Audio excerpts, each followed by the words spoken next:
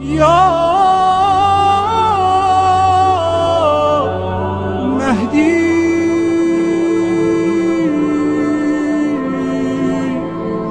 مددی۔ اعوذ باللہ من الشیطان الرجیم، بسم اللہ الرحمن الرحیم۔ تمام تعریفیں اس پروردگار عالم کے لیے ہیں جو عالمین کا پالنے والا ہے۔ درود و سلام ہو محمد و آل محمد علیہم الصلاۃ والسلام پر۔ عزیز ناظرین، السلام علیکم ورحمۃ اللہ۔ آپ سبھی کا استقبال کرتے ہیں اس خاص پروگرام میں کہ جس میں ہم امام حجت علیہ السلام کے سلسلے سے، خاص کر آپ کی جو غیبت کا سلسلہ ہے اور بھی بہت سی، یعنی بارہ امام سلسلے سے دیکھا جائے تو بہت سے ایسے سوالات پیدا ہوتے ہیں خاص کر جوانوں کے ذہنوں میں۔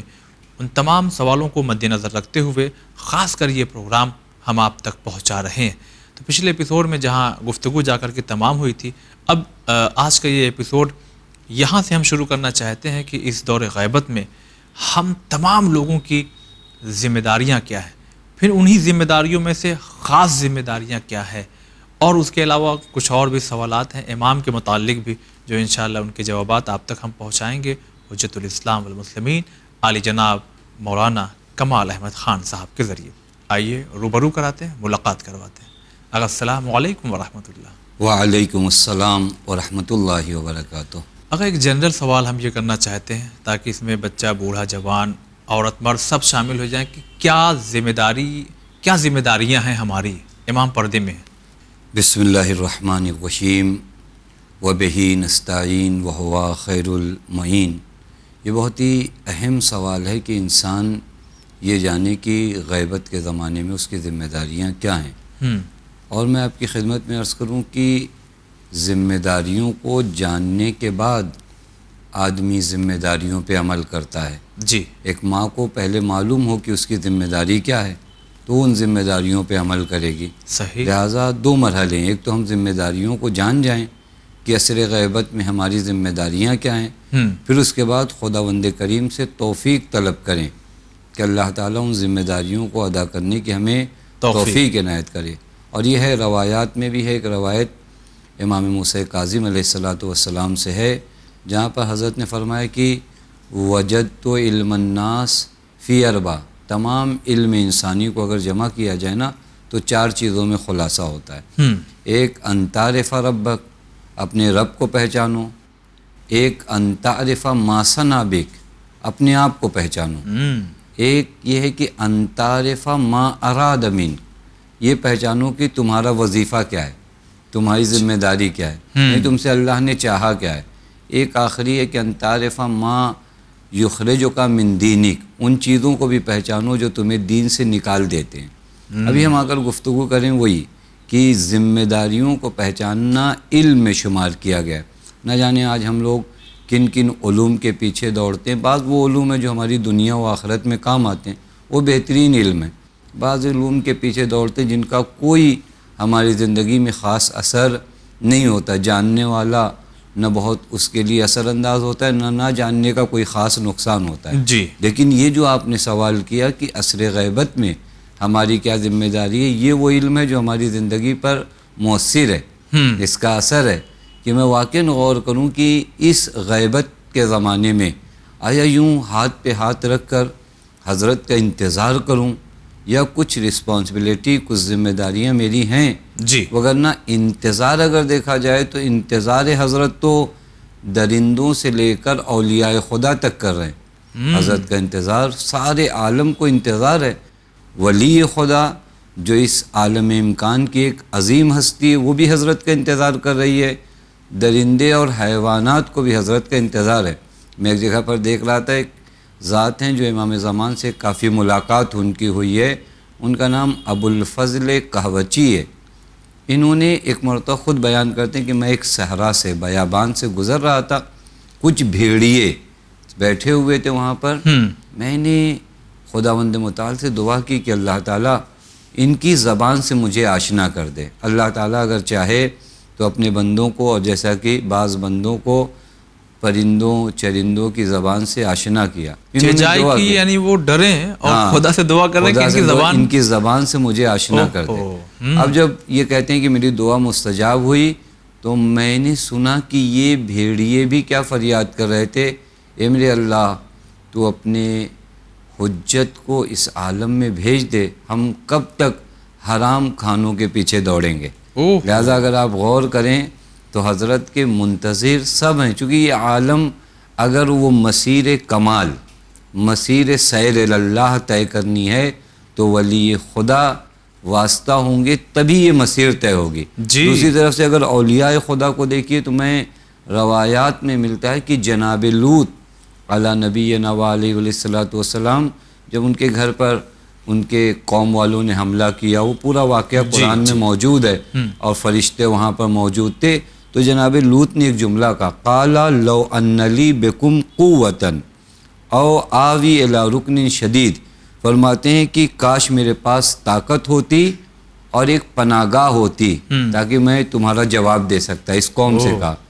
روایت میں ہے کہ جناب لوط نے یہاں طاقت سے مراد امام زمان کو مانا ہے کہ کاش حضرت کا ظہور ہوتا، حضرت ہوتے اور میں حضرت کی پناہ گاہ میں جاتا۔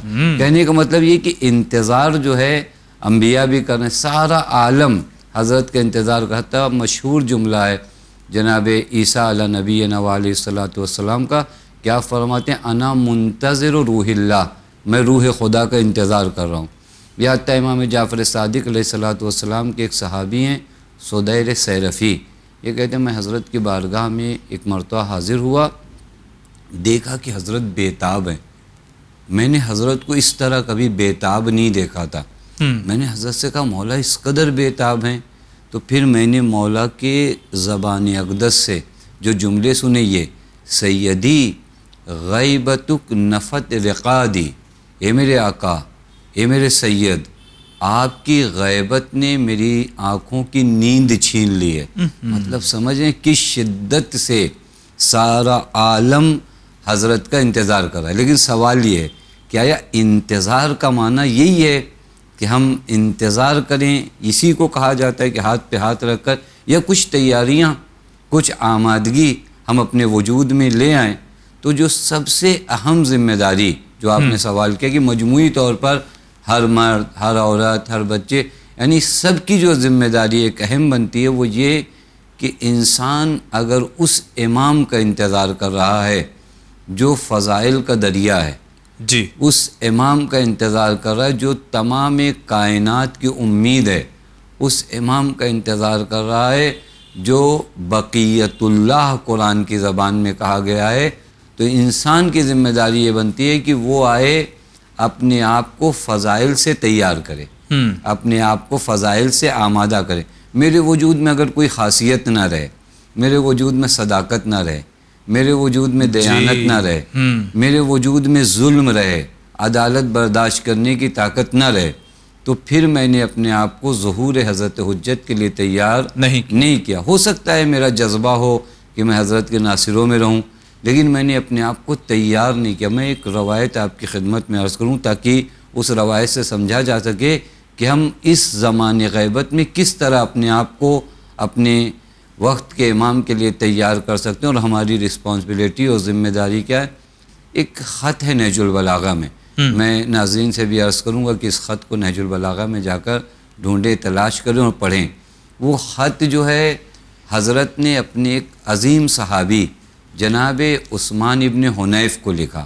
عثمان ابن حنیف کو حضرت نے ایک جگہ کا والی بنا کر بھیجا، اور پورے خط کا ماجرا عرض کروں کہ یہ خط حضرت نے کب لکھا۔ اور جب یہ والی بن کر اس شہر میں گئے، کچھ پیسے والوں نے انہیں دعوت دیا اور یہ دعوت میں چلے گئے۔ اور جب دعوت سے لوٹے تو حضرت کو جب خبر ملی کہ عثمان ابن حنیف جو آپ کے والی ہیں وہ ایسی دعوت میں گئے تھے جہاں پر سارے پیسے والے تھے، تو وہاں کے بعد حضرت نے، اب یہاں بہت اہم ہے کہ زمان غیبت میں میری کیا ذمہ داری ہے، کیونکہ جو حضرت کا خط عثمان ابن حنیف کے لیے نا، وہی خط گویا امام زمان کا ہم جیسوں کے لیے بھی ہے۔ اچھا، حضرت نے عثمان ابن حنیف کو بڑا طولانی خط، اور انشاءاللہ کبھی پڑھیں قارئین اس خط کو جا کر کہ امام علی نے اپنے والی کو کیا خط لکھا۔ حضرت نے فرمایا یہ خط کو میں 20 سے پڑھ رہا ہوں۔ حضرت نے عثمان ابن حنیف سے پہلے کہا کہ مجھے امید نہیں تھی کہ تم ایک ایسی جگہ پر دعوت میں جاؤ گے جہاں فقراء کو نہیں بلایا جائے گا، صرف اغنیاء اس دعوت میں ہوں گے، مالدار لوگ ہوں گے۔ پھر حضرت نے جو جملہ فرمایا، الا ان لکل مامومن امام، حضرت نے فرمایا عثمان ابن حنیف، ہر معموم کے لیے ایک امام ہوتا ہے، ہم لوگ معموم ہیں، ہمارے لیے ایک امام ہے۔ عثمان ابن حنیف کے زمانے میں عثمان ابن حنیف معموم، امام علی امام، جی توجہ فرما رہے ہیں۔ آج کے زمانے میں ہم معموم، ہمارے لیے ہمارے وقت کا امام فرماتے الا ان لکل معمومن امام، ہر معموم کے لیے ایک امام ہوتا ہے، یقتدی بہ، معموم کے اوپر لازم ہوتا ہے کہ اس کی اقتدا کرے، اس کی پیروی۔ یعنی اگر تم معموم ہو تو اقتدا چھوڑ دو گے تو کس کی امامت میں جی رہے ہو؟ صحیح۔ جب ہم نماز جماعت اگر پڑھتے ہیں تو وہاں پر بھی اقتدا کرنا پڑتا ہے، نہیں اس امام جماعت کی اقتدا کرنی پڑتی ہے۔ جی اگر ہم اقتدا نہیں کرتے، اس کے آگے سجدہ کر لیں یا سجدے سے سر اٹھائیں تو آپ دیکھیے فقہی مسائل کیا ہیں۔ یقتدی بہ، ہر معموم کے لیے ایک امام ہوتا ہے، اس کی اقتدا کرنی ہوتی ہے۔ وَيَسْتَزِيُّ بِهِ، اور اس معموم کو چاہیے کہ اس روشنی میں چلے جو اس کے امام کے علم کی روشنی ہے۔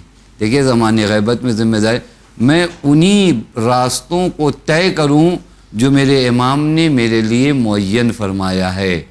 تو جو فرمائے، پھر حضرت نے عجیب جملہ کہا الا وَإِنَّ إِمَامَكُمْ من دنیاہ بتمرہ ومن طعمہ بقرصہ، تم اگر اپنے امام کی بات کرو نا تو تمہارا امام اس پوری بھری ہوئی دنیا سے 2 پرانے لباس اور 2 روٹی پہ اکتفا کرتا ہے، یہ تمہارا امام ہے۔ جی پھر حضرت نے فوراً ایک جملہ کہا الا وانکم لا تقدرون علی ذلک، لیکن تمہارے اندر اتنی طاقت نہیں کہ تم یہ کام کر سکو، لیکن کچھ طاقت ہے تمہارے اندر۔ وہی جملہ عرض کرنے کے لیے میں نے اتنی تفصیلی بحث کیا، کچھ طاقتیں، تم یہ نہیں کر سکتے کہ 2 جوڑا کپڑا اور سوکھی روٹی کھاؤ، تم سے حضرت یہ چاہتے بھی نہیں جی کس طرح زندگی گزارو۔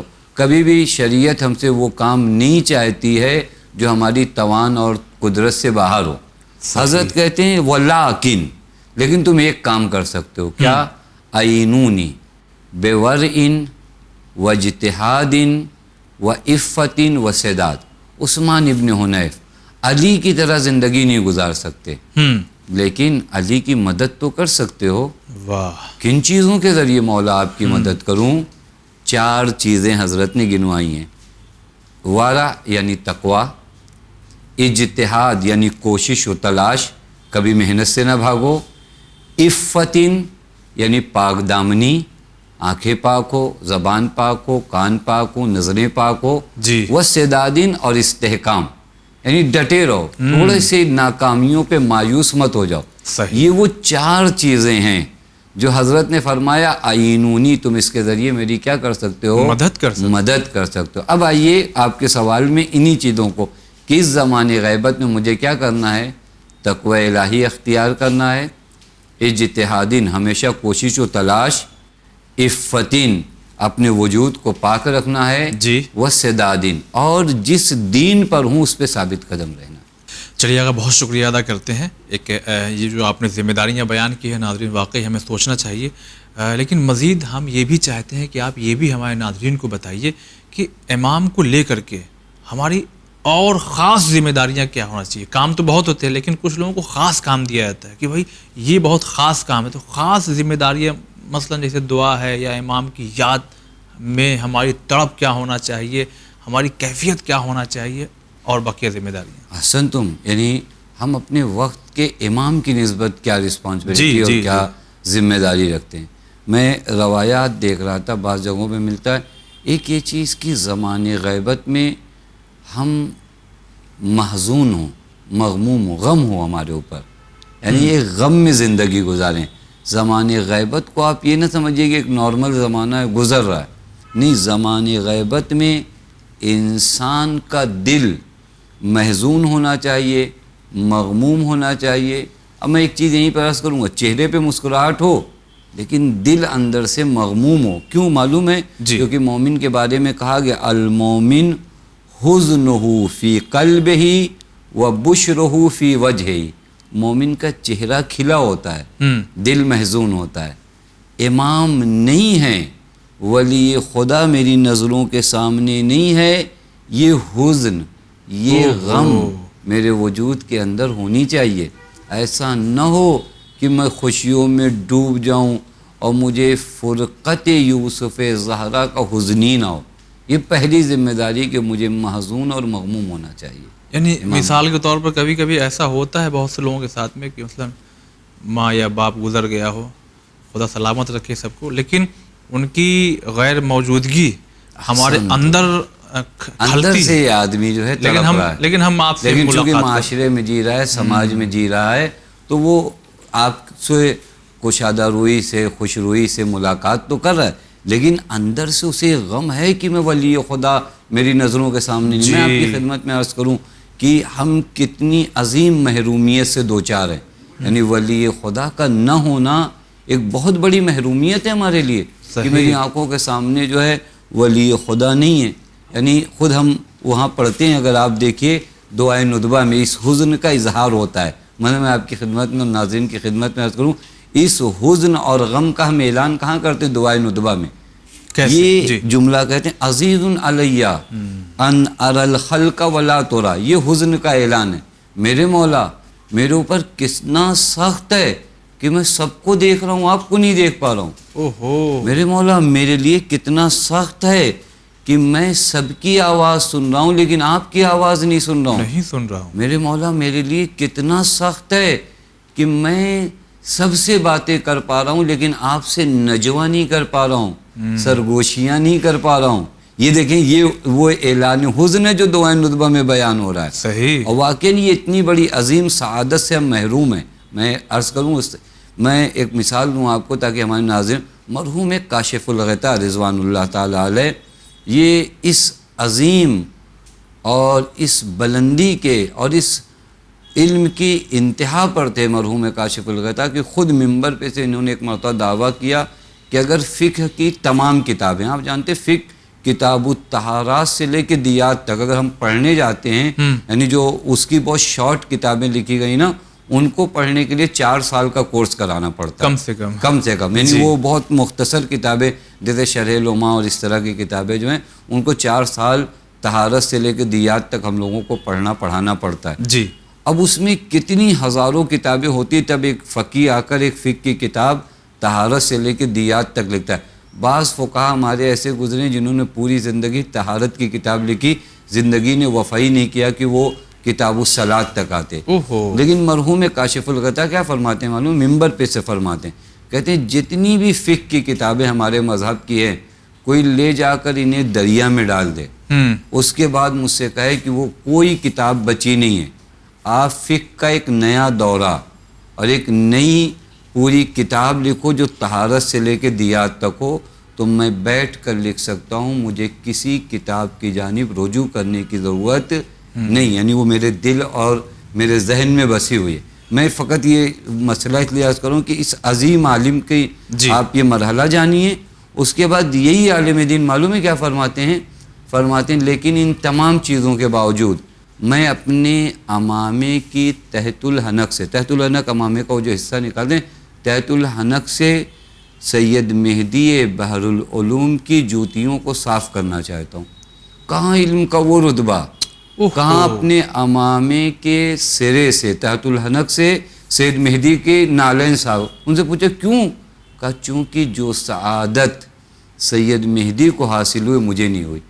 سید مہدی نے دیدار یوسف زہرا کی لذت کو محسوس کیا، میں نے نہیں محسوس کیا، لہذا ان کا شرف یہ ہے کہ میں کاشف الغطا اگر ان کی نالین کو اپنے امامے سے صاف کروں تو فخر محسوس کروں گا۔ دیکھیں یعنی حزن، یعنی یہ حزن ہے امام کی نسبت کہ مجھے ابھی امام سے ملاقات نہیں ہے، میرا امام سے سامنا نہیں ہو رہا ہے، میں اپنے امام کو نہیں دیکھ پا رہا ہوں۔ توجہ فرما رہے ہیں؟ تو یہ وہ اہم مرحلہ ہے جہاں پر ہمیں غور کرنا چاہیے کہ ہم اپنے وقت کے امام سے کیا ہیں؟ دور ہیں۔ غم و اندوہ جو ہے ہمارے وجود میں ہے، اور غم اس وجہ سے بھی ہونا چاہیے کہ آج دین نااہلوں کے ہاتھوں میں پامال ہو رہا ہے، عقائد چوری ہو رہے ہیں گویا۔ اب ایسے دور میں آدمی کو اندوہ نہیں ہونا چاہیے کہ حضرت آئیں تاکہ ان دین کی پامالی کو ہم اپنی آنکھوں سے نہ دیکھ سکتے. یعنی فقط یہ غم نہیں ہے کہ امام نہیں دکھ رہے ہیں, ہاں, بلکہ یہ سب غم بھی بہت ضروری غم ہے نا. دین پامال ہو, یہ خود سرکار سید الشہداء نے اس غم کا اظہار کیا تھا جب نکل رہے تھے. تو حضرت الا ترون الی الحق لا یعمل بہ والی الباطل لا یتناہن, اے لوگوں کیا نہیں دیکھتے حق پر عمل نہیں ہو رہا ہے. حضرت فرمایا یہ غم کی جگہ ہے. آج بھی اگر دین کو پامال کیا جائے, دین کے احکام کو پامال کیا جائے, تو انسان کو مغموم ہونا, یہ پہلی ذمہ داری کہ امام کی نسبت آدمی کو محزون ہونا چاہیے. بہت راحت بھری زندگی نہیں گزاریں کہ ہاں دیکھا جائے گا, آئیں گے, ابھی ہم اپنی خوشیوں میں ڈوبے رہیں, حضرت آئیں گے تو دیکھا. یعنی اس کا مطلب یہ کہ آپ کے اندر حزن نہیں ہے, ولی خدا کے سامنے نہ ہونے کا حزن ہونا چاہیے. دوسری ذمہ داری جو میں آپ کی خدمت میں اس مقام پہ عرض کروں, حضرت کے لیے دعا کریں. اچھا, حضرت کے لیے دعا کرنا, یعنی حضرت کو شر شیاطین من الجن والانس سے اللہ محفوظ رکھے, دعا کریں. تو جو اور دعا معلوم ہے کیا ہوگی, یہ دعا بہترین دلیل ہے کہ آپ حضرت سے محبت کرتے ہیں. انسان جس کو عزیز رکھتا ہے اس کے لیے ہر لمحہ دعا نہیں کرتا ہے. اچھا, ایک سوال ہو سکتا ہے ہمارے ناظرین کے ذہنوں میں پیدا ہو رہا ہوگا کہ جو خود ہی امام ہو اس کو شر یعنی جناتوں سے کیا شر ہے اور ان سے کیا شر ہے, ان سے یعنی ان کے لیے یعنی حفاظت کے لیے ہم کیا دعا کریں؟ تم یہ بھی بہت اچھا سوال ہے. میں آپ کی خدمت میں عرض کروں, اس سے پہلے جو ہمارے گزشتہ ائمہ تھے, انہیں شر انس جو شیطان تھے ان سے خطرے نہیں ملے. اچھا, ملے. یہ حضرات کو قتل کیا گیا, شہید کیا گیا, نہیں کیا گیا. جی سختیاں, جیل, قید خانے, یہ بلاءات کا ہجوم ہے یہ دنیا. توجہ فرما رہے ہیں. اور اصلی دعا جو آپ حضرت کے لیے کر رہے ہوتے نا, دیکھیں میں انشاءاللہ بھی آگے آپ کی خدمت میں عرض کروں, ہمارے یہاں روایات میں ملا اللہم کل ولیک پڑھنے کو ہم سے کہا گیا ہے. دعائے سلامتی امام زمانہ پڑھتے ہیں نہیں پڑھتے, یہ روایات میں شدت کے ساتھ ہے. اس کا سب سے آسان مرحلہ جو سمجھنے کے لیے ہے وہی کہ اگر ہم حضرت کے لیے دعا کریں تو یہ خود اظہار محبت ہے حضرت سے. دیکھیں دعا کرنا کس کے لیے آپ دعا کرتے ہیں, جس سے آپ کو محبت ہو, جو آپ کا محبوب ہو. یہ دعا خود اس چیز کو بتاتی ہے کہ حضرت سے ہم اظہار محبت کرتے ہیں, انہیں عزیز رکھتے ہیں. اور پھر جب ہم دعا کرتے ہیں, حضرت تو یوں بھی ہمارے لیے دعا کرتے ہیں, لیکن جب ہم دعا کرتے ہیں تو بدلے میں یہ دعا جو ہے کیا ہوتی ہے, ہماری سمت آتی ہے. حضرت کے لیے دعا کرنا یعنی اپنے وقار کو بڑھانا.